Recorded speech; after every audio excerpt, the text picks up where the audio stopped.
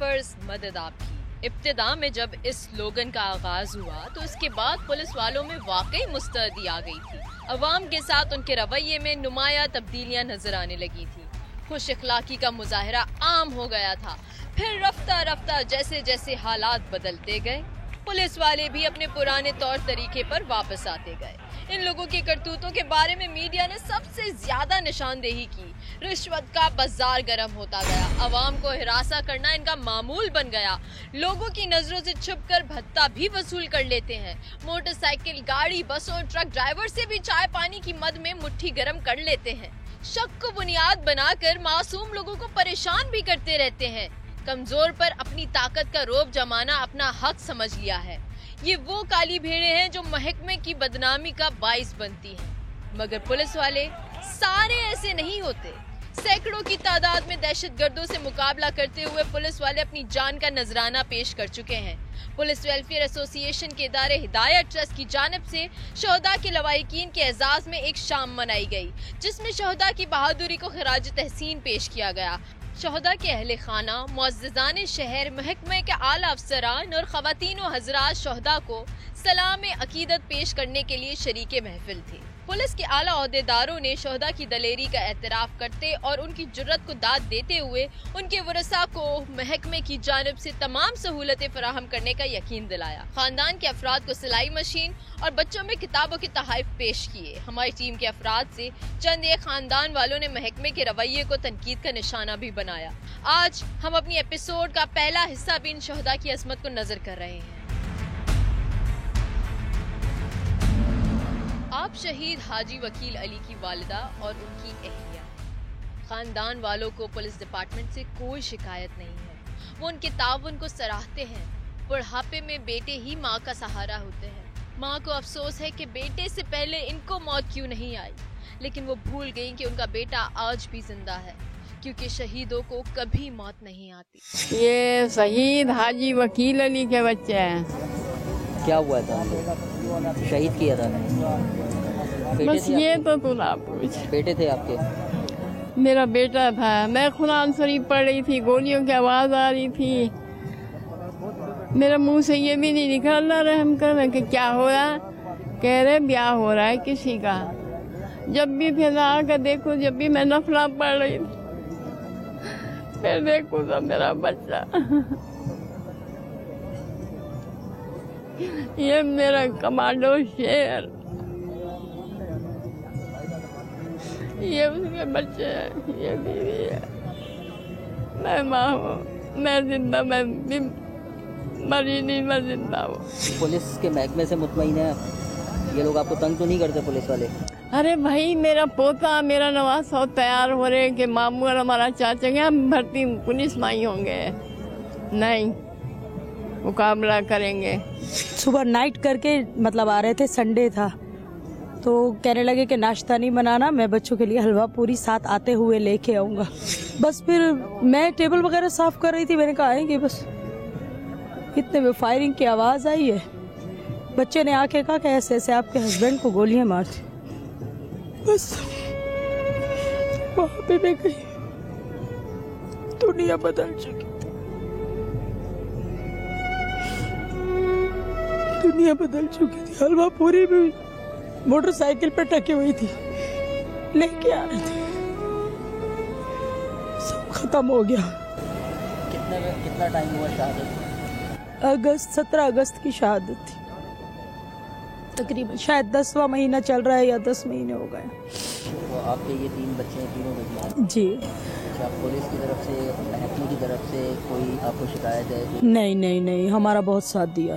जाहिद अहमद की वालिदा अपने छोटे बेटे को महकमे में क्लर्क बनवाना चाहती थी, मगर उनको कांस्टेबल के फराइज मिल गए। क्या नाम था आपका? जाहिद अहमद। जाहिद अहमद जी। कब शहीद हुए? वो 2 साल हो गए। 2 साल हो गए? जी। बस आखिरी दिन था, तारीख शादी की, छुट्टी नहीं मिली थी उसको। बोला अम्मी आज जा रहा हूँ मैं, आज मुझे छुट्टी मिल जाएगी। टेलर भी थे, कपड़े कटिंग करके गए। अच्छा। जी, कपड़े कटिंग करके गए। बोला अम्मी आज आखिरी दिन है मेरा, बस मैं आ जाऊँगा कल। तो बस वो क्या आए, बस बेचारे। हमारे घर में तो मेहंदी का मौसम होया हुआ था, माइयो था, सब लोग जमा थे। बस ये मौसम सुना तो तस्वीरें लगी हुई हर चीज। बस मेरा बच्चा ऐसा शहीद हो गया, क्या कर सकती हूँ, कुछ भी नहीं कर सकती। 3 साल हो गए, 3 साल, पूरे 3 साल उसी दिन हुए हैं। चौथे महीने की 10 तारीख को शहीद हुए हैं और इसी तारीख को वो होते हैं। तो शहीद होने के बाद पुलिस ने और पुलिस के महकमे ने नहीं अच्छा ताउन किया जी, याद रखा। हर प्रोग्राम में आते हैं, हर चीज में याद रखते हैं, बस बहुत चीजें याद रखते हैं जी। 20 लाख रुपए माली जी वो भी दिया, सब कुछ दिया है जी, सब कुछ दिया है। बस ये हमने किरारक का बोला था इसका बच्चे का किरारक में करो, उन्होंने किरारक में नहीं किया, कांस्टेबल में किया। अभी हम यही चाह रहे हैं किरारक में हो तो अच्छा है। शहादत को 3 साल का अरसा गुजर गया। अहलिया ने बताया कि वो निडर और निहायत बहादुर सिपाही थे। दुश्मन से मुकाबले के दौरान वो अपनी जान की बिल्कुल परवाह नहीं करते। मैं मेरे शौहर को शहीद किया है, 3 साल हो गए हैं। 2012 4 मई 2012 मंगोपीर जी, ऐसा ही। पुलिस के महकमे ने आपको बाद में प्रोटोकॉल दिया, आपका ख्याल किया? जी ख्याल किया, बहुत ख्याल किया है। जो बेनिफिट पुलिस कहती है कि हम देते जी बिल्कुल दिए, जी बिल्कुल दिए, उन्होंने ऐलान करते हैं वो दिए? जी बिल्कुल मिले। और जो शहादत का जो कोटा होता है उस पर कुछ नजरसानी हुई आपके साथ? जी नजरसानी तो है, लेकिन मेरे बच्चे इतने छोटे हैं कि मैं चाहती हूँ कि वो ही हो, बस ये याद रखी जाए इनकी कुर्बानी, और जब वो बड़े हों तो मुझे इसी तरह मतलब अहमियत दी जाए, मेरे बच्चों को नौकरी मिले। आप अपने शौहर के बारे में क्या कहते हैं? वो बहुत बहादुर इंसान थे, बहुत बेहतरीन, सही इनको शहादत का रुतबा मिला है।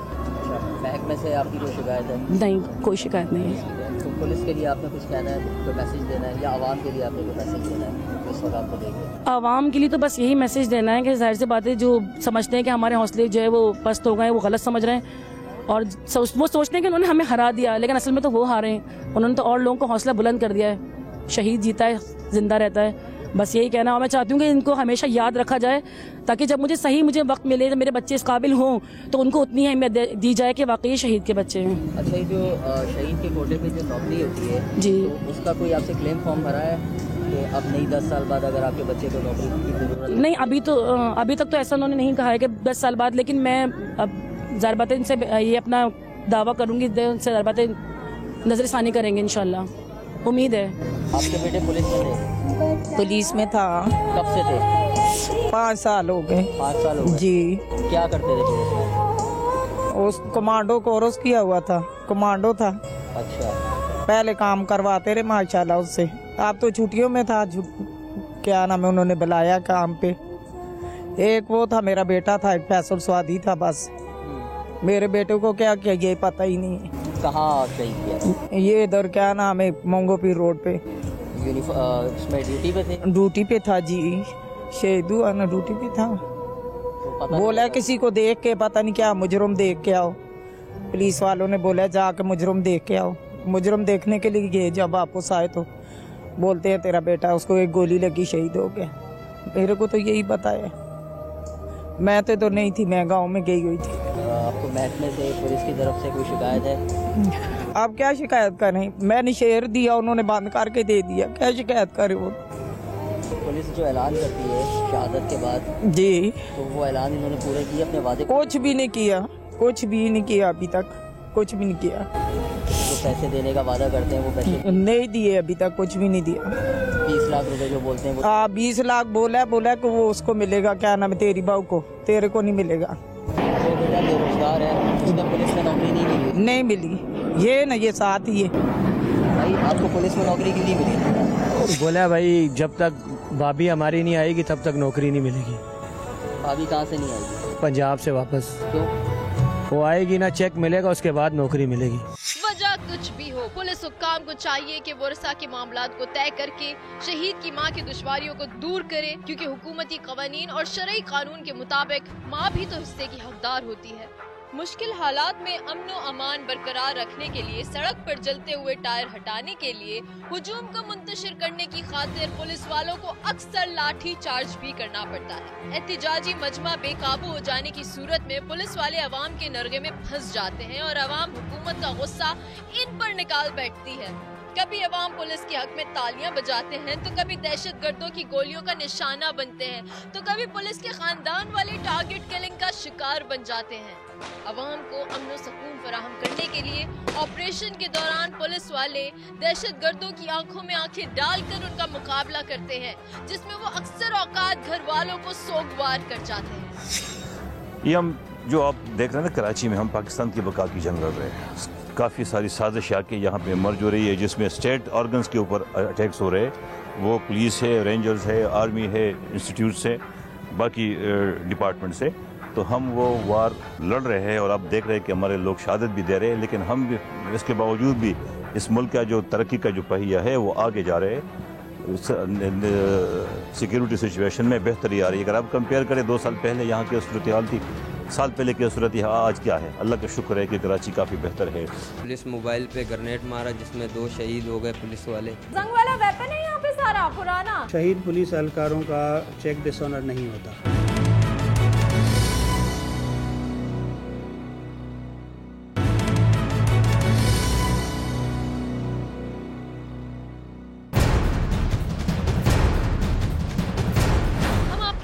ऐसे लड़के को पेश कर रहे हैं जिस बदबख्त का नाम अब्दुल हफीज है। कत्ल, क्रैकर हमला, भत्ता, अगवा, रेंजर्स और पुलिस वालों के कत्ल में मुलव्वस है। सबसे पहले अपना नाम बताएं। अब्दुल हफीज। अच्छा, कितने साल के हो? 19 साल। 19 साल के हो। और कितने बहन भाई हैं? 2 भाई। 2 भाई हैं। अम्मी अब्बू हैं? वालिद का इंतकाल हो गया। और अम्मी हैं? जी। अच्छा, आप काम क्या करते हो वैसे? मैं मजदूरी करता हूँ। मजदूरी करते हैं? कहाँ करते हैं? फैक्ट्री में, शेरशाह। अच्छा अच्छा, तो कितना किस टाइम जाते थे नौकरी पे, किस टाइम वापस आते थे घर पे? मैं सुबह जाता था, शाम को 5 बजे आता। अच्छा, इसी इलाके के रिहायशी हो? मैं स्वाद कॉलोनी पे। कैप्टन अंसारी की डिक्टेशन पे तुम काम करते थे। कौन है ये कैप्टन अंसारी? ये हमारे कैप्टन थे। हाँ। गैंगवार थे। तुम्हारी कैसे मुलाकात हुई? इन्होंने मेरे को अपने घर पे पहले ड्राइवर रखा था। हाँ। फिर उसके बाद मेरे से आहिस्ता आहिस्ता ही काम कराने लगे। क्या काम करवाते थे?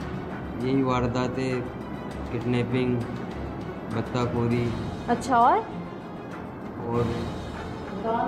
फिर तो मोबाइल तुम्हें गए थे जहाँ भी बंदे किसी को मारना होता था ये साथ जाता था। अच्छा, लेकिन जैसे ही वारदातों की बात आती है तो मुल्जिमान हिचकिचाने लगते हैं ना कि आज मैं कबूल करूं नहीं करूं। तो जरा आप अपनी लैंग्वेज में पूछिए, इससे उगलवाइए आइए कि इसने किया क्या क्या है।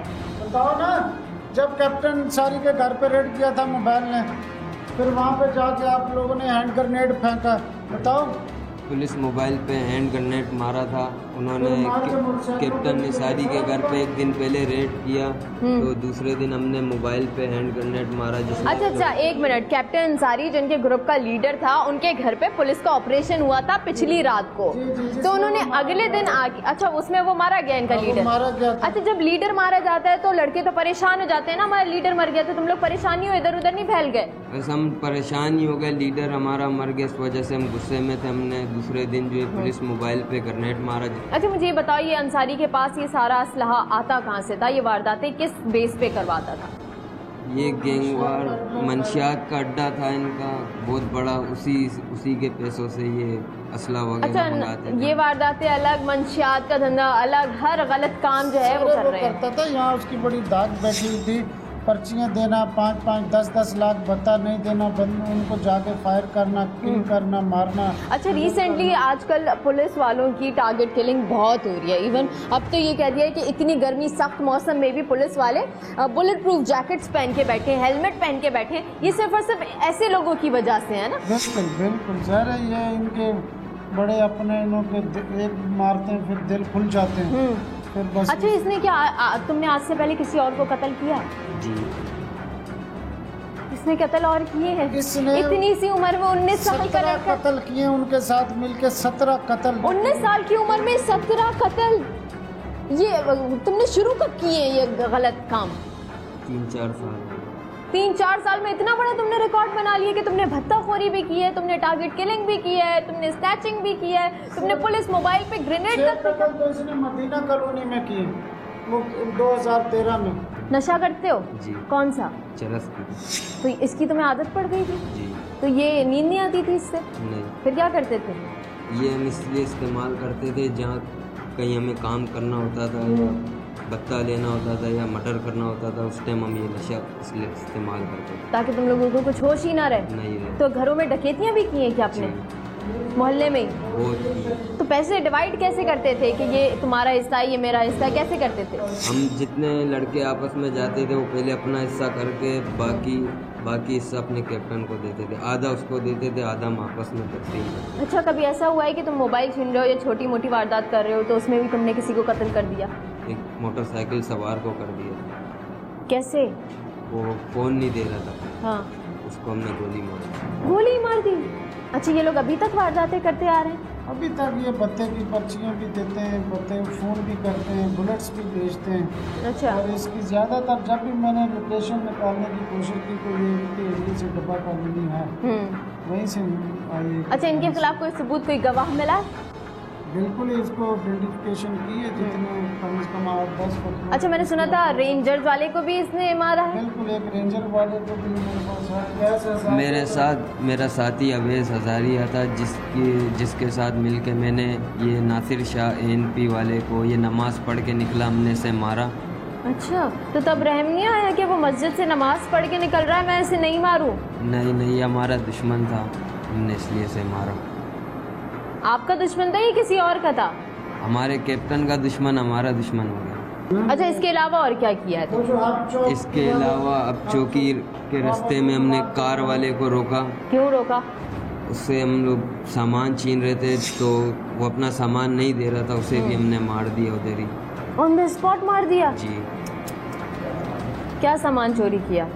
पैसे थे और उसका मोबाइल वगैरह। अच्छा, और ये मुत्तहदा MQM के दफ्तर में 24 मार्केट में इधर भी हैंड ग्रेनेड अभी हमने मारा था। कितने आपके हाथ पे खून है, आपको पता है? जी। कितने हैं? 17। पुलिस वाले कितने थे? पुलिस वाले 4-5 हैं। आप क्या कहेंगे इस पे? आपने इससे इन्वेस्टिगेशन की, इंटेरोगेशन की, इसने अपने दूसरे साथियों को कुछ बताया? अब इनका ग्रुप लीडर कौन है, कुछ बताया? कुछ लोग इसके ऑलरेडी जेल में हैं। अच्छा। उसी दौरान गिरफ्तार हो चुके थे। एक ये है, एक और है, तायर नाम है उसका, और एक कैप्टन अंसारी का बेटा है, आजकल वो एक्टिव है। अच्छा, अभी कोई ऐसी जगह है जिसकी ये पॉइंटेशन करे तो हम लोग वहाँ जाके देखें, आपके साथ रेड पे चलें कि वहाँ से कुछ रिकवरी हो, कुछ पता लगे इसके साथ में होगा? जहाँ ये कहता है कि वो अपना असला और ये वो छुपाते थे, वो ये जो बता रहा है यूसुफ गोट की, उस जगह देख चले जाते हैं, चेक कर लेते हैं। मंशियात का इस्तेमाल वो बता रहे थे, तो ये यहीं बैठ के करते हैं। ये देखें, ये एक और गन निकली है, क्लाशन। हम जज्बात में कह रहे हैं या दुख में कह रहे हैं, हमें कुछ चाहिए, हमें चाहिए कि हमारा भाई का शहीद बताया जाए, ताकि इस शहीद खानदान के ऊपर एक गलत लक़ब न बन जाए।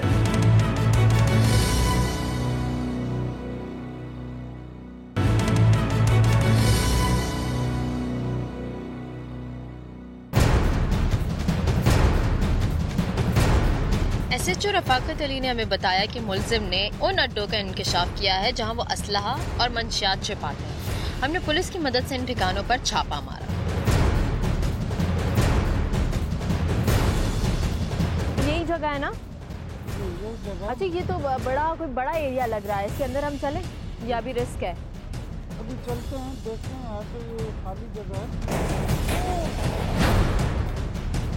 सर्च करो इस कमरे। अच्छा, देखिए, स्टार्ट करो, ठीक है, कमरा अच्छे तरीके से सर्च करो। अच्छा, मुलजिम ने बताया कि वो लोग यहीं पे बैठते थे आगे?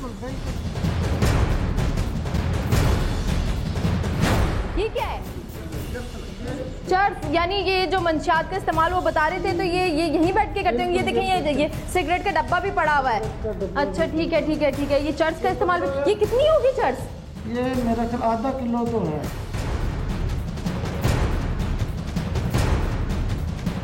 अच्छा, ये तो ऐसी इमारत है जो कभी भी गिर सकती है ना? क्या है? ये देखिए, ये तो जंग वाला वेपन है यहाँ पे सारा पुराना। ये क्या है? ये क्या जैकेट बनाई हुई है इन्होंने? ये क्या है? हाँ, ये ऐसे लग रहा है ये इन्होंने जैकेट बनाई हुई है ना, अपने आप को प्रोटेक्ट करने के लिए अक्सर। कार्रवाई के बाद जब कार्रवाई करते हैं उसके बाद असला छुपा। अच्छा, जगह जगह यहाँ सिगरेट के डब्बे भी हैं। ये दिखाएं, ये कौन सी? अच्छा, इसके अंदर बुलेट्स भी मौजूद हैं। तो ये अपना सामान छोड़ के, लोडेड गन्स यहाँ पे छोड़ के चले गए हैं। अच्छा, ये 4-5 कमरे जिसमें बैठ के ये लोग सब कुछ करते होंगे। अच्छा, आराम से कीजिएगा क्योंकि ऐसी बिल्डिंग हो रही है कि टूटने वाली। एक और करने के लिए क्लासन। ये देखिए। ओह अच्छा, उसने बताया था कि हम लोग यहीं पे जदीद है ये। ऑपरेशन के दौरान हमें रफाकत अली साहब ने बताया कि वो यहाँ पहले भी छापे मार चुके हैं और कई ग्रुप्स का खात्मा भी कर चुके हैं। ऊपर क्या बस खाली शराब की बोतलें पड़ी हैं। कितने का? अच्छा, इसका मतलब ऊपर छत पे बैठ के भी ये लोग कार्रवाइयाँ करते होंगे। बिल्कुल, सारे ड्रिंक करते होंगे, फिर इधर से वारदात करते, फिर असला छुपाया, फिर आगे निकल गए।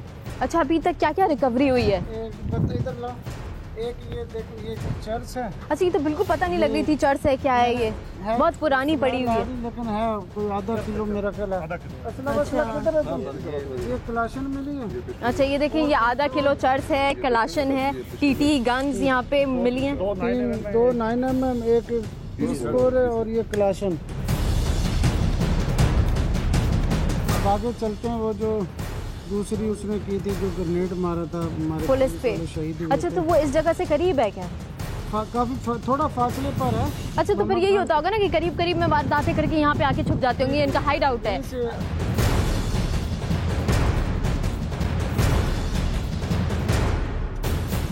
जी नाज़रीन, ये है वो पुलिस चौकी, MK कॉलोनी चौकी, इत्तेहाद टाउन, जहाँ पे 2014 में यानी पिछले साल पुलिस मोबाइल पे हमला हुआ, जिसके अंदर 2 पुलिस एहलकार शहीद हो गए और एक सिविलियन भी शहीद हुआ यहाँ पे, और बाकायदा ग्रेनेड फेंक के ये भागे। अभी देखें आप कि ये चौकी ऑलरेडी मौजूद है। अच्छा, अभी देख रहे होंगे आप ये इलाका है तो पहाड़ियाँ वहाँ पे, लेकिन आप देख रहे होंगे जगह जगह घर मौजूद हैं। ऐसी बात नहीं है कि ये जंगल बयाबान है, ये मार्केट है, समझे इस छोटे इलाके की, इत्तेहाद टाउन की ये मार्केट है ना। यहाँ होटल है, वहाँ दुकानें, यहाँ दुकानें हैं, पीछे पहाड़ हैं, ये दुकानें, ये घर हैं।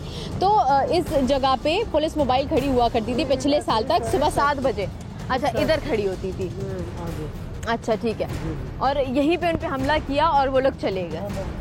यहाँ पे खड़ी हुई थी पुलिस मोबाइल और यहाँ पे ग्रेनेड फेंका गया, तो जो टुकड़े होते हैं वो मलबे के, वो ये देखिए ये सारे दीवार पे लगे, तो पूरी दीवार डैमेज हो गई है, तो दोबारा से इसको बाउंड्री वॉल खड़ी कर रहे हैं। तो इस चीज़ का सबूत है कि ये देखिए कितना बुरा हमला हुआ था। 2 पुलिस एहलकार शहीद हो गए, एक आम आदमी था बेचारा जिसका कोई कसूर नहीं होगा, पुलिस वालों का क्या कसूर है।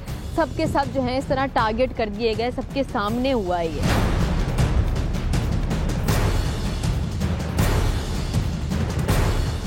जी नाज़रीन, ये है वो असलहा, वो सामान जो कि उस जगह से मुलजिम ने जो पॉइंट आउट की थी जगह, जो इसकी हाइड आउट थी, वहाँ से रिकवर किया है। और आप देख रहे होंगे कि ये कितना सारा सामान है। अभी रफाकत साहब से पूछते हैं कि अब इसका क्या करना है, क्या होगा इस सामान का। ये जो इसमें अच्छा, वारदातों में यही यूज़ की गई हो, है ना। मैच करवाएंगे, वो खोल मिले थे, उनके मैच करवाएंगे। सही सही सही, वो भी एक एविडेंस होगा। बहुत बहुत शुक्रिया।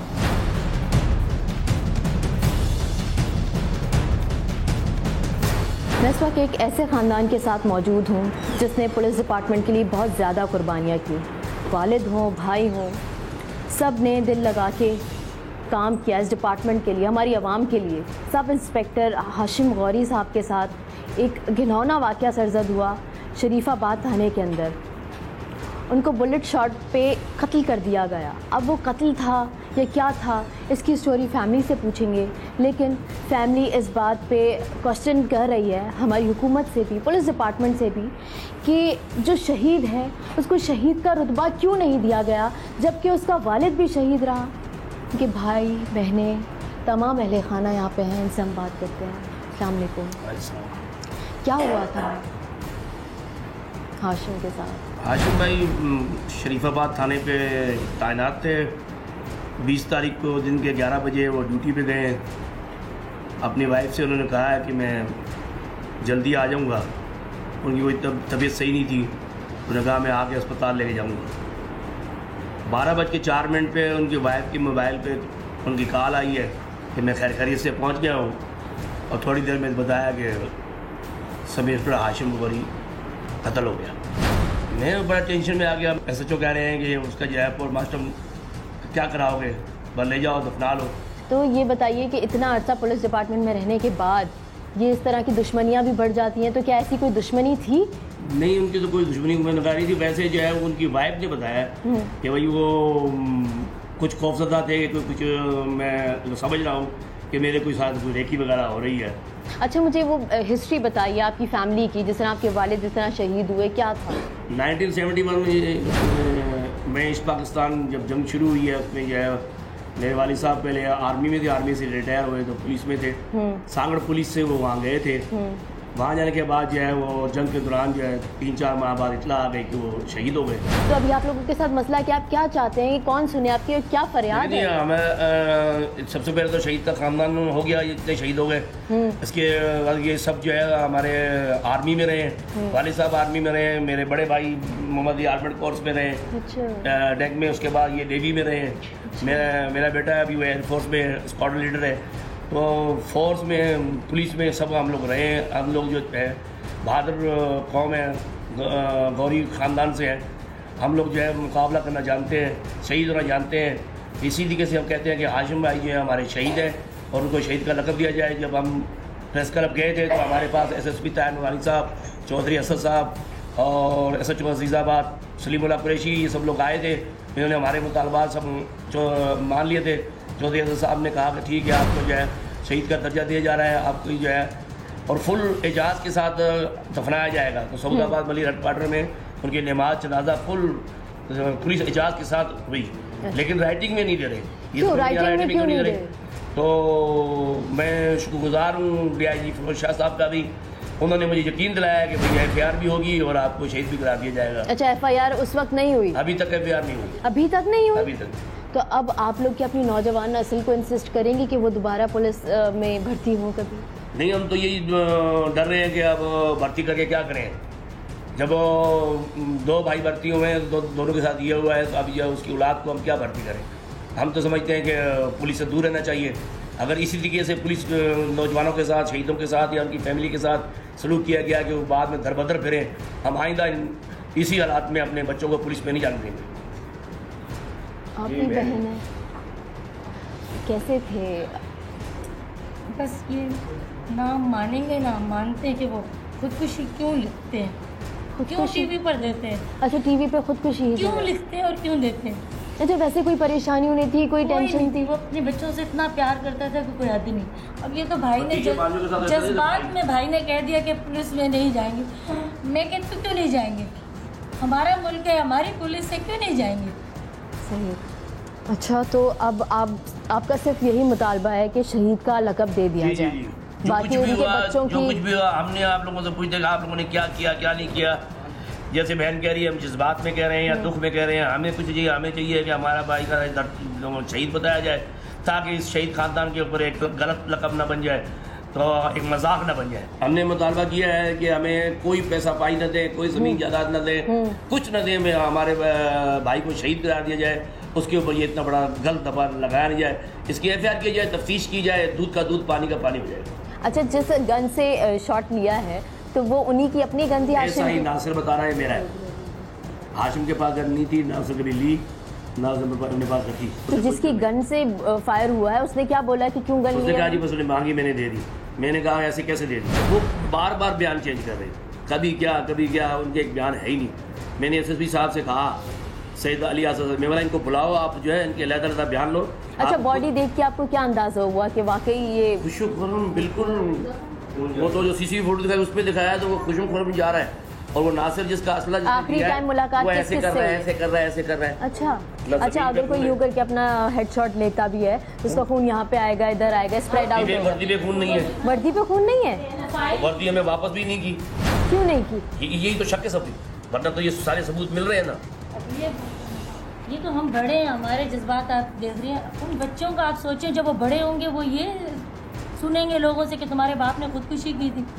वो जो इतने साल उसने दिए मुल्क को, वो ये सुनेंगे बच्चे कि ये खुदकुशी की इनके बाप ने, बुज़दिल था इनका बाप, यही सुनेंगे ना। क्या चाहते हैं ये लोग? अच्छा, इस पिक्चर में ये दिखाया नज़र आ रहा है साफ कि उनकी यूनिफॉर्म पे कोई नहीं है, खून का निशान मौजूद नहीं है। इसके साथ साथ जहाँ पे हेडशॉट लिया गया है वहाँ पे एक और चोट का निशान मौजूद है कि अगर कोई सुसाइड अटैम्प्ट करता भी है, अपना हेडशॉट लेता भी है, तो वो डायरेक्टली एक ही जगह पे वो निशान होगा, दो जगह पे नहीं होगा। वो ऐसा लग रहा है यहाँ पे किसी ने पाइप से भी मारा है और उसके नीचे गन शॉट लिया गया है। हमने एसएसपी वेस्ट गुलाम असफर साहब से शहीदों के मुआवजे और पुलिस की टारगेट किलिंग के हवाले से बातचीत की। अस्सलाम वालेकुम सर। सबसे पहले सर मुझे ये बताइए कि आजकल इतने हालात ख़राब हैं और आम शख्स अफराद के अलावा जो है वो पुलिस एहलकारों की भी टारगेट किलिंग बहुत ज़्यादा हो रही है, तो इसको रोकने के लिए पुलिस डिपार्टमेंट ने क्या इकदाम किए? जब से मैं आया हूँ हमने इसको नंबर 1 चैलेंज के तौर पे लिया और पुलिस की किलिंग 2014 तक अगर आप निकालें तो एवरेज जो था वो तकरीबन 7-8 पुलिस ऑफिसर्स पर मंथ हमारे डिस्ट्रिक्ट वेस्ट में सिर्फ शहीद हो रहे थे। और आज मैं आपको बड़े इत्मीनान से ये कह सकता हूँ कि अल्हम्दुलिल्लाह पिछले 3-4 महीने में हमारी पुलिस की एक भी किलिंग नहीं हुई। वेस्ट जोन में अगर मैं बात करूं तो ऑपरेशंस तो जारी हैं, तो फिर ये कैसे रुक गया किलिंग का? जिन्होंने पुलिस को शहीद किया हुआ था हमने अपने कातिलों को ढूंढा है और वो काफ़ी सारे लोग इसमें 90% लोग पुलिस मुकाबलों में मारे जा चुके हैं, जिसकी वजह से हमारी जो रिट है गवर्नमेंट की वो वापस आई है। हंड्रेड्स ऑफ पुलिसमैन हैं जो कि शहीद हो चुके हैं, उनके पीछे उनके लवाहिकीन है, लेकिन आज तक हमने उन्हें रोते हुए ही देखा है। तो उसके पीछे जब तक एहलकार होते हैं अपनी सर्विस में तब तक तो पुलिस साथ देती है, लेकिन उसके बाद नहीं देती। क्या ऐसा है? ऐसा किसी हद तक सही है। क्यों? वो इसलिए कि अभी हम सेंसिटाइज नहीं हुए इस चीज़ पे। कैसे नहीं हो सकते? अगर आप एक पुलिस वाले हैं तो आप एक पुलिस वाले का दर्द अच्छे तरीके से समझ सकते हैं। समझ रहा हूँ, फिर कौन नहीं समझता? जरूर होते हैं शायद जो कि इस चीज़ को उस सेंस में नहीं ले रहे होते हैं, जिसकी वजह से ये कंप्लेंट हुई है। अगर ये ऐसे हो रहा होता तो फिर तो शिकायत भी ना होती। जब हम अपने पुलिस वाले को, एक कांस्टेबल को, एक एएसआई को अपनी फैमिली समझेंगे तो ये चीज़ नहीं होगी। 20 लाख रुपए का जो एक वादा किया जाता है वो 20 लाख रुपए भी पूरे नहीं मिलते। कुछ लोग कहते हैं कि हमें किस्तों में रकम दे दी जाती है, कुछ कहते हैं जो तदफीन के 40,000 होते हैं उसमें से भी 10,000 खा लिए जाते हैं। तो इसके ऊपर कोई चेक एंड बैलेंस होता है? जी बिल्कुल होता है। इसमें तो जो गवर्नमेंट के पैसे हैं उसमें किसी इंडिविजुअल का कोई रोल नहीं होता कि उसको वो कम कर दे, कम दे दे। मैं नहीं समझता ऐसा है। जो डिस्ट्रीब्यूशन है वो उस जगह पे होती है जहाँ पे किसी शहीद की एक से ज़्यादा शादियाँ हुई हों। तो वहाँ पे वो जो 20 लाख हैं, 2 मिलियन है, वो फिर डिवाइड हो जाता है एज़ पर लॉ। जहाँ तक कंपनसेशन है, जैसे 2 मिलियन को गवर्नमेंट ऑफ सिंध ने अनाउंस किया है कि हम इसको अप टू 10 मिलियन लेके जाना चाह रहे हैं। नंबर 2, उनको 3 जॉब्स मिल रही हैं, यानी एक तो जो उनकी अपनी जॉब है वो कंटिन्यू रखती है। अच्छा। और वो अपने प्रोमोटेड रैंक्स के साथ तनख्वाह भी लेता है और till the age of 60 year वो लेता रहेगा। एक। नंबर 2, उसको अब गवर्नमेंट ने 2 क्लेम्स दे दिए हैं, उसमें 2 जॉब्स जो है वो अपने बच्चों को, बेवा जो है वो दिलवा सकती है। सिर्फ बच्चों को? जिसको वो चाहे। अच्छा, अक्सर ये होता है ना कि चीफ मिनिस्टर साहब भी जो चेक्स डिस्ट्रीब्यूट करते हैं वो बाउंस हो जाते हैं। देखें, शहीद पुलिस एहलकारों का चेक डिसऑनर नहीं होता, क्योंकि वो चेक हम देते ही तब हैं जब हमें फाइनेंस डिपार्टमेंट से पैसे आ जाएं। अच्छा, पुलिस एहलकार जितने भी मारे जाते हैं तो वो शहीद ही कहलाते हैं? लाइक किसी का पर्सनल डिस्प्यूट भी हो सकता है, पर्सनल लड़ाई झगड़ा भी हो सकता है, उसमें भी जान चली जाती है। तो आप लोग कैसे कैटेगराइज करते हैं कि कौन शहीद है? शहीद की जो डिक्लेरेशन है वो थ्रू कमेटी होती है। अच्छा। ये मेरा अख्तियार नहीं है कि मैं किसी को शहीद डिक्लेयर करूँ। हम इन्वेस्टिगेट करते हैं कि ये in the line of duty हुआ है, ये फाइटिंग विद द क्रिमिनल्स हुआ है, फाइटिंग विद द टेररिस्ट हुआ है, या ये पर्सनल एनिमिटी में हुआ, या कोई और वजूहात थी। अगर तो ऐसी वजूहात हों तो फिर हम उसको शहीद डिक्लेयर नहीं करते। Thank you so much. Program आपने देखा। पुलिस डिपार्टमेंट में काम करना कोई आसान काम नहीं होता। हमारी आवाम ये समझती है कि पुलिस वाले जो हैं वो बड़े मज़े कर रहे होते हैं। खैर, काली भेड़ें ज़रूर हैं इस डिपार्टमेंट में, लेकिन हमें इस चीज़ को भी फोकस करने की ज़रूरत है कि कितनी कुर्बानियाँ देकर एक पुलिस वाला आम शहरी की जान बचाता है। लेकिन जब उसकी जान को ख़तरा होता है या जब उसकी जान चली जाती है तो उसके लवाहिकीन का कोई पुरसाने हाल नहीं होता। तो यहाँ ज़रूरत इस चीज़ की होती है कि जो आला ओहदेदारान है पुलिस डिपार्टमेंट के ही, क्योंकि वही इन लोगों का दर्द समझ सकते हैं, तो इन लोगों की आवाज़ बने और इन लोगों के हुकूक के लिए आगे बढ़ें। इस हफ्ते के लिए इतना ही। कैसा लगा आपको प्रोग्राम, आप हमें इंटरनेट के थ्रू बता सकते हैं। अवाम की आवाज़ की टीम और महविर सिद्दीक को दीजिए इजाज़त। आवाज़ उठाइए, इनकलाब लाइए।